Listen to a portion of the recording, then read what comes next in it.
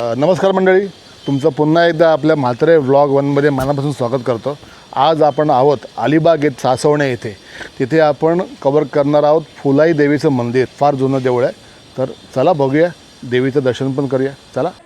आता तुम्ही आवासवरून सरळ असं याल सासवण्याकडे तर तुम्हाला डाव्या साईडला जी कमान लागेल, फुलाई देवी प्रसन्न म्हणून नाव दिलेलं आहे. इकडे नावच फुलाई देवी आहे देवीचं नाव, पण श्री फुलाई देवी प्रसन्न ही इथे कमान मिळेल तुम्हाला. तर इथून तुम्हाला असं आतमध्ये जायचं आहे. समोरच देवीचं मंदिर. इथून स्टेप चढून वर जाऊया आपण. आता काम तर नवीन केलेलं आहे सगळं, पण मंदिर फार जुनं आहे.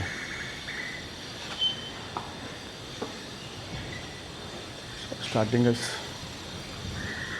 तुम्हाला तुळस दिसेल. तर आपण मंदिरात जाऊया. देवीची एंट्री आहे इथूनच समोरच. देऊळ बंद आहे, पण देऊळ बंद आहे म्हणजे देवीच्या इथे जे आतमध्ये गाभाऱ्यात जायसाठी बंद केलेलं आहे सध्या. पण तुम्हाला मी तुम्ही बाहेरूनच दाखवतो. कॅमेरा आपण आत टाकून आणि बघूया.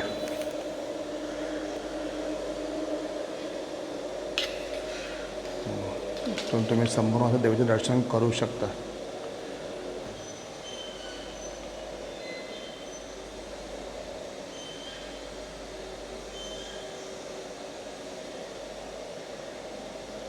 पूर्ण साईडला लॉक केलेलं आहे, त्यामुळे आपण आतमध्ये जाऊ शकत नाही. आणि इथे झुमर वगैरे फिट केलेलं आहे. मंदिराचं असं व्यवस्थित असं काम केलेलं आहे. छानपैकी काम केलं आहे मंदिराचं. पाहू शकताय आपण. समई बघा, केवढी मोठी समई आहे. मला कॅमेरा मी क्रॉस करून दाखवतो, थोडा ॲडजस्ट करा. पाहू शकता आपण समई, केवढी मोठी समई आहे. साधारण नाही बोललं तर तुम्हाला ही समई जी 6 फुटी समई आहे बहुतेक तरी. एवढी मोठी समई आहे. सॉरी 6 फूट नाही आहे, काहीतरी 4 फुटाच्या आसपास आहे ही समई. पण डोळ्याच्या पाठीमागे जाऊया आता.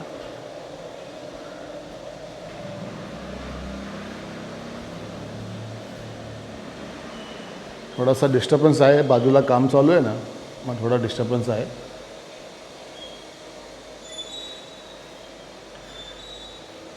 तुम्ही इथे आलात की तुम्हाला इथे बसण्यासाठी व्यवस्थित अशी जागा पण केलेली आहे. आणि हा मंदिराचा आवारातला दाखवतो आहे. पाहू शकता आपण. छान असं बनवलेलं मंदिर आहे हे. कधी तुम्हाला जर यायला जमलंच सासवणेमध्ये तर श्री फुलाई देवी मंदिरमध्ये नक्की येऊन देवीचं दर्शन करून जा. इथे थोडंसं काम चालू आहे ना, त्याच्यामुळे डिस्टर्बन्स होतं आहे, तर प्लीज मॅनेज करून घ्या. आता तुम्हाला मी देवीचं दर्शन दिलं, पण जिथे जाळी लावली होती म्हणून आपल्याला व्यवस्थित बघायला मिळालं नाही. मध्ये कॅमेरा आतमध्ये टाकून दाखवलं. पण मी आता इथले जे पुजारी आहेत ना त्यांना कॉल केला आहे. ते म्हटले तुम्ही थोडा वेळ बसा, जी जाळी जी आहे ती तुम्हाला खोलून देतो. मग पुजारी आले का आपण परत देवीचं दर्शन करायला जाऊया आतमध्ये. ज्यांनी देवीला देणगी दिली आहे त्यांची पूर्ण इथे नावं दिलीत. बघू शकता आपण किती किती दिलेत पैसे. संपूर्ण इथे बोर्ड लावलेला आहे.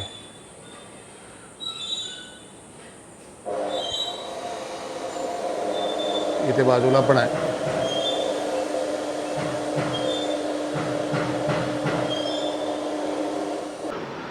मंडळी पाहू शकता आपण पुजाऱ्यांना फोन केला होता आणि त्यांनी येऊन इथे आपल्याला जो ही जाळीचा गेट होता हा ओपन करून आपल्याला देवीच्या गाभाऱ्यात घेऊन देवीचं दर्शन एकदम समोरासमोर घेता आलं आहे.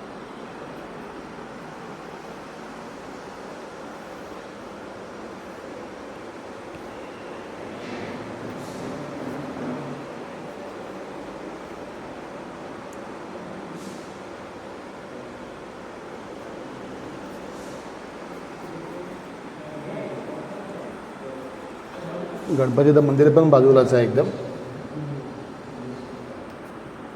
हे किती फुटी असेल साधारण? 4.5-5 फूट असेल ना? 5 फूट आरामात होईल ना?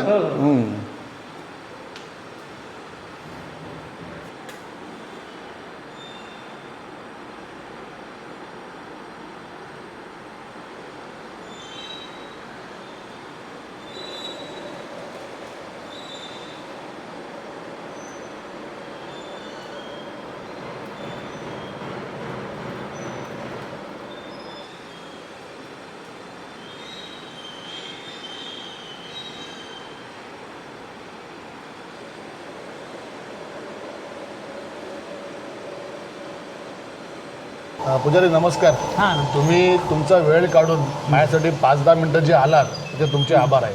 आता तुमचं पूर्ण नाव सांगा. माझा उमेश काशीनाथ वरकर. उमेश काशीनाथ वरकर. आणि आता हे देऊळ किती वर्ष जुनं आहे? हे देऊळ तसं पाहायला गेलं तर पेशवे काळापासून आहे. ही स्वयंभू मूर्ती आहे. स्वयंभू मूर्ती आहे का? ओके, म्हणजे कमीत कमी 200-300 वर्ष तर आरामात झाली असेल त्या देवळाला. आणि मूर्त जी आहे ती तशीच आहे ती आत्ता पण तशीच आहे? तशीच आहे. फक्त मुखोटा वगैरे जो चेंज केलेला वगैरे नंतर आणला आहे. हो, परंतु देवीचं जे मूळ रूप आहे ते पहिल्यापासून स्वयंभू आहे. आहे तसंच आहे. त्याच्यामध्ये काय चेंजेस काय केलेलं नाही आहे. रूप जे आहे ते आहे तसंच आहे. फक्त तुम्ही आता जे नवीन देऊळ बांधलेलं आहे आणि हे आता नवीन बांधलेलं आहे बरोबर देऊळ. आणि पहिलं देऊळ कसं होतं? पहिलं आपलं देऊळ जुनं होतं. सागवानी देऊळ होतं पहिलं. म्हणजे संपूर्ण सागाच्या लाकडाचं बांधकाम. पूर्ण साग होतं का इथे? हां, सागाचं आतमध्ये म्हणजे मंडप वगैरे सागवानी होता आतमध्ये. हो काय? खांब होते सागाचे. हां, आणि बसायला असा कठडा होता. दोन बाजू 2 कठडे इथे. त्याच्यानंतर ना इथे म्हणजे सुरुवातीला अगदी मातीची जमीन म्हणजे सारवायला लागायची. म्हणजे पहिले इथे फक्त हे लादी वगैरे काही नव्हती? हां, लादी नव्हती. फक्त शेडाने सारवायचे? हां, सुरुवातीला म्हणजे स्टार्टिंगला. म्हणजे हे देऊळ बांधायच्या अगोदरची गोष्ट आहे. हो हो. मग आता हे देऊळ जे आता हे बांधलेलं आहे आत्ता हे आता कधी बांधलं आहे साधारण? हे देऊळ आता बांधून जवळजवळ 14 वर्ष व्हायला आली. ओके, त्याच्या आधी सागवानी वरून कौलं होती? हां, वरून कौलं होती. तेव्हा पण लादी होती. पण अगदी त्याच्याही अगोदर ती लादी व्हायच्या अगोदर सुरुवातीला म्हणजे मातीची जमीन सुद्धा होती. आमच्या आई म्हणजे गोठ्यातून शेड आणायची आणि शेडाने चालू. आता जसं माझ्याकडे म्हणजे आमच्याकडे कसं येतं तसे माझे दुसरे भाऊ पण आहेत. म्हणजे रमेश कृष्णा वरकर, परत भिकू नारायण वरकर, ह्यांच्याकडे पण आळीपाळीनी हे तुम्ही आळीपाळीनी वर्षाला चेंज होतं काय? चेंज होतं ते अश्विन शुद्ध प्रतिपदेला बदलतं. हा काय? आणि आता देवीचं इथे हे म्हणजे पूजा वगैरे जी असते ती कधी असते? उत्सव कधी असतो? कसं काय? देवीचा उत्सव बघा, जे जीर्णोद्धार आपला जवळ 14 वर्ष होत आली ना, तर त्यानिमित्तानं म्हणजे माघ शुद्ध षष्टीला दरवर्षी हे वर्धापन दिन साजरा करण्यात येतो. आणि त्या वर्धापन दिनाला आपल्याकडे म्हणजे सत्यनारायणाची महापूजा असते आणि महाप्रसादही असते. म्हणजे संपूर्ण गावकरी महाप्रसादाचा लाभ घेतात. आणि या आजूबाजूच्या पंचक्रोशीतली लोक पण येतात. आजूबाजूचे गाव पण आजूबाजूचे पंचक्रोशीतले भाविक सुद्धा येतात आणि महाप्रसादाचा लाभ घेतात. आणि अजून काय असं मुख्य उत्सव जो आहे ना आपला, तो अश्विन शुद्ध प्रतिपदा ते दसऱ्यापर्यंत 10 दिवस चालतो. पूर्ण 10 दिवस कंटिन्यू असतं का? तेव्हा भरपूर गर्दी असते. कधी कधी म्हणजे रविवार शनिवार रविवारी बाहेरचे लोक पण येतात ना सुट्टी असल्यामुळे. तर त्यावेळेला तर 3-3 तास नंबर लागत नाहीत. कारण प्रत्येक साडी आपण देवीला नेसवतो. ओके, म्हणजे 10 दिवसामध्ये रोज एक साडी चेंज होते? 10 दिवसामध्ये काय होतं म्हणजे का भरपूर साड्या चेंज होतात दिवसाला. ओके, असं म्हणजे दिवसाला साड्या चेंज होतात?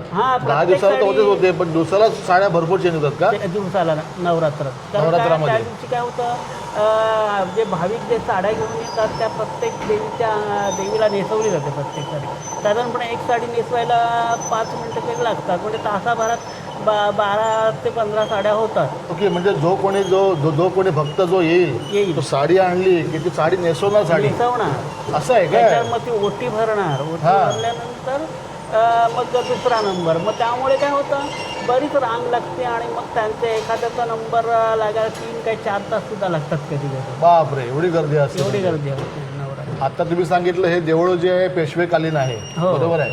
आता तुम्ही स्वतः, आता तुमचीच पिढी आता किती वर्ष सांभाळता तुम्ही देवळाला? आता बघा, माझे आजोबांचा जन्म 1933 साली होता.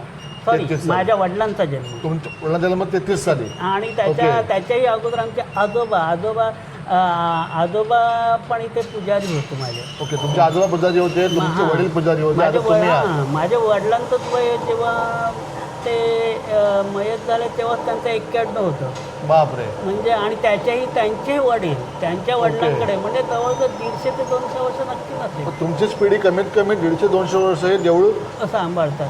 तुम्ही सांभाळताय? म्हणजे आमचे सगळे भाऊबंद तेच झालं. म्हणजे तुमचीच पिढी झाली. म्हणजे ते तुमचे आजोबा वगैरे त्यांचे म्हणजे तुमचे भाऊबंद वगैरे सर्व कमीत कमी 150-200 वर्ष तुम्ही सांभाळताय. हो हो. वा. आता याच्यामध्ये एक म्हणजे काय माहिती आहे का, आपली ट्रस्टी आहे फुलाई देवी सासवणे अशी ट्रस्ट आहे. आणि ते त्या ट्रस्टची पण भरपूर मदत होते.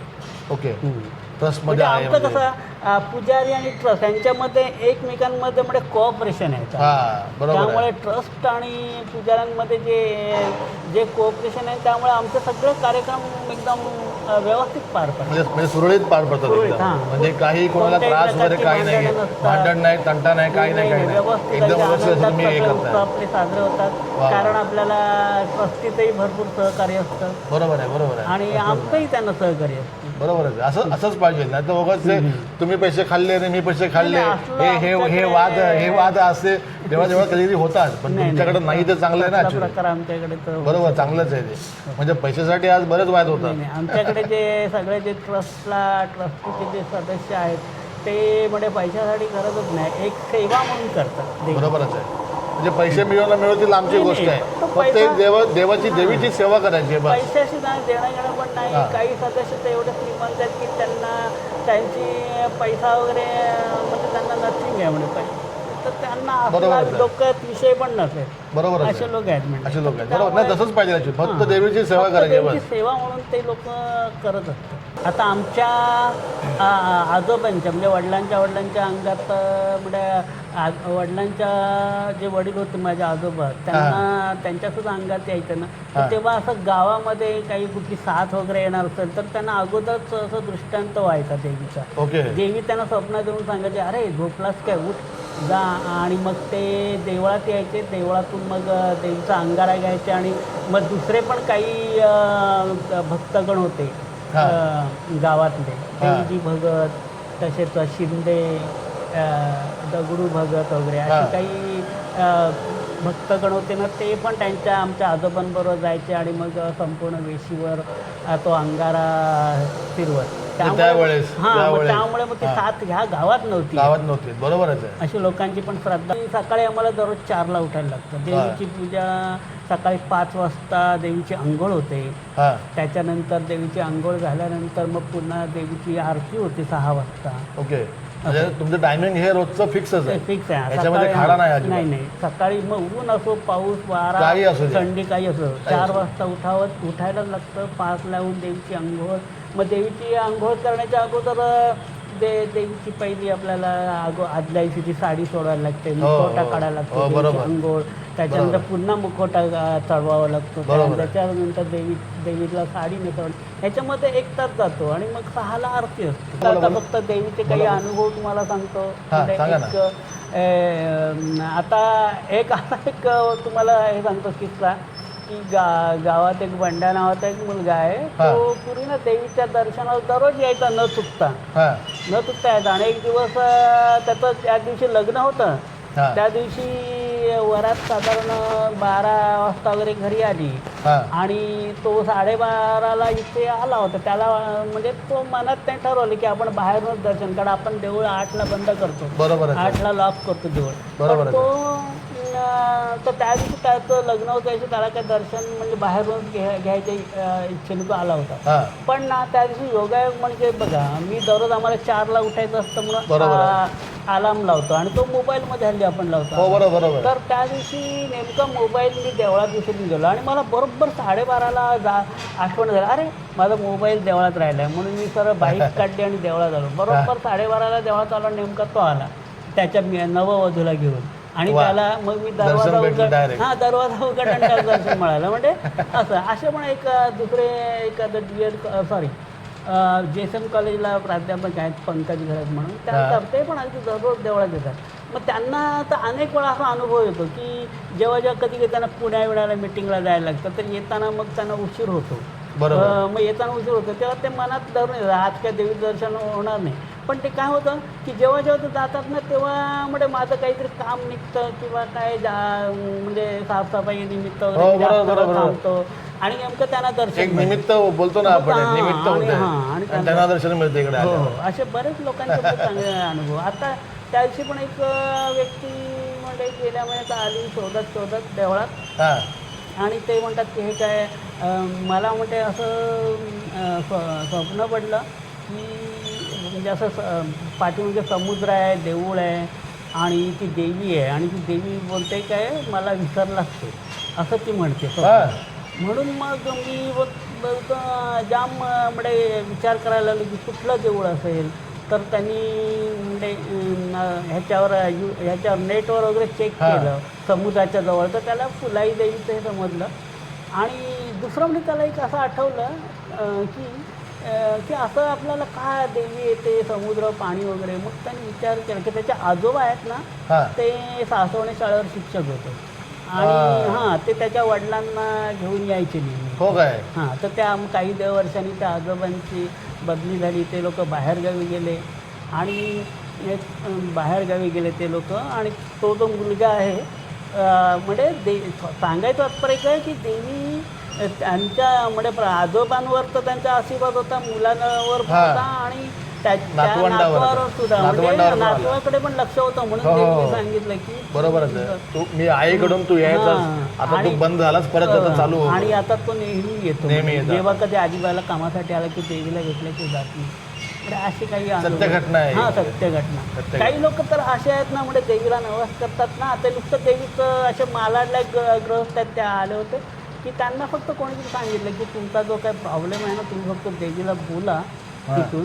त्यांनी देवी बघितलीच नव्हती, तर त्यांनी फक्त देवीचं नाव घेऊन फक्त तिथली त्या मालाडवर मुंबईवरून बोलले आणि त्यांचं ते काम झालं. मग ते भेटायला असं म्हणजे प्रत्यक्ष तुम्ही देवळात येऊनच नवस करायला पाहिजे वगैरे असं तिथूनच केला, घरी बसूनच केला. कोळी समाजाचा त्या देवीवर भरपूर विश्वास आहे. कोळी समाजाचा एवढा विश्वास आहे की कोळी समाजाला जाम अनुभव येतात. आणि त्यांच्या ज्या होड्या बिड्या समुद्रात असतात, तर त्यांचं तर म्हणजे भरपूर वेळा त्यांचं देवीने रक्षण केलेलं आहे. करंजा विरंजाचे पण, करंजा, साखर, फळ सगळे बोडणी रेवसपासून कोळी समाज येतात. देवीचं म्हणजे देवीला भरपूर ते देवीवर श्रद्धा येते. आणि विशेष म्हणजे काय माहिती आहे का, देवळामध्ये बघा सांगली, सातारा, कोल्हापूर म्हणजे नवरात्रामध्ये वितरण, पुणे, नाशिक सगळीकडची लोक देवीचं दर्शन आहे. ज्याचं कारण इथे लांबून इकडे येतात. ह्याचं कारण म्हणजे इथे DED कॉलेज होतं.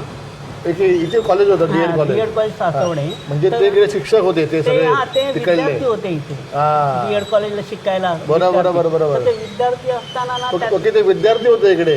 विद्यार्थी होते. मग ते देवळात येत असेल आणि आता परत तिकडे गेलो तिकडे येतात देवीच्या.